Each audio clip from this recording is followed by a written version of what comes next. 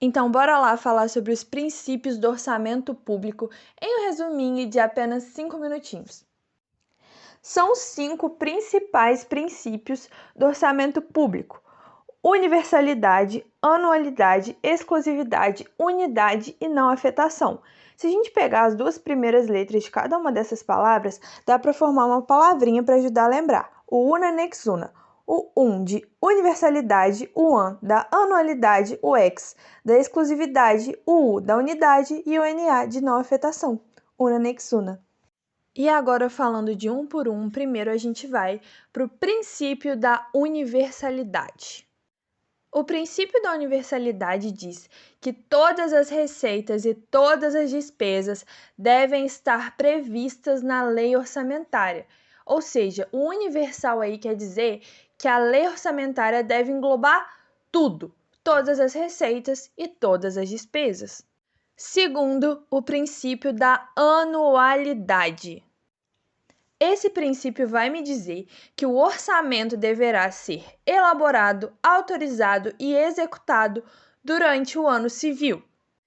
Porém, existe aí uma observação a ser feita, porque o princípio da anualidade pode ser reconhecido como o princípio da periodicidade orçamentária, já que existem leis orçamentárias, como o PPA, que é o Plano Plurianual, e a Lei de Diretrizes Orçamentárias, que não duram só um ano, mas sim 4. Então, a fim de facilitar o entendimento, parte da doutrina prefere chamar isso de princípio da periodicidade orçamentária.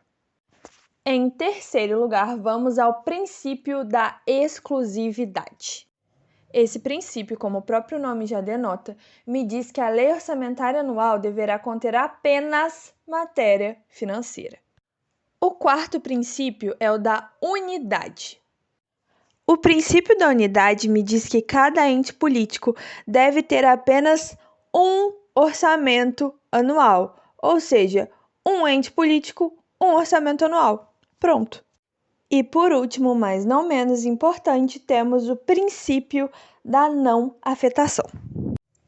Também lembrado no direito tributário, esse princípio diz pra gente que é proibido vincular a receita proveniente de impostos a despesas, fundos e órgãos, ou seja, princípio da não afetação. O que vem de imposto eu não posso vincular especificamente para um determinado fim, seja ele uma despesa, um fundo ou um órgão.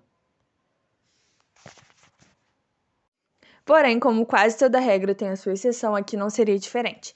Exceções: primeiro, repartição de receitas tributárias. Segundo, recursos para o ensino. Terceiro, os recursos para ações e serviços públicos de saúde. O quarto, as prestações de garantias e operações de crédito por antecipação de receitas. O quinto, os fundos criados no ADCT. E o sexto, a vinculação de impostos estaduais e municipais para garantia ou contra-garantia à União para pagamento de débitos com ela. Como eu tinha apontado lá no início, esses que a gente falou são os 5 princípios principais, porém também existem outros que vamos citar aqui apenas para efeitos de conhecimento. Esses outros princípios têm caráter acessório e são eles: primeiro, transparência orçamentária; segundo, publicidade; terceiro, legalidade; quarto, legitimidade orçamentária; quinto, discriminação ou especialização; sexto, equilíbrio orçamentário e sétimo, programação. Só uma passadinha rápida. O primeiro, o orçamento precisa ser transparente. Segundo, precisa ser público. Terceiro, nada se faz distante da lei. Quarto, legitimidade é sempre necessária. Quinto, tudo que estiver no orçamento precisa ser discriminado e especificado ao máximo, sejam receitas ou despesas, fins e etc. Sexto, equilíbrio orçamentário. A gente tem que ter um equilíbrio entre despesas e receitas e os objetivos.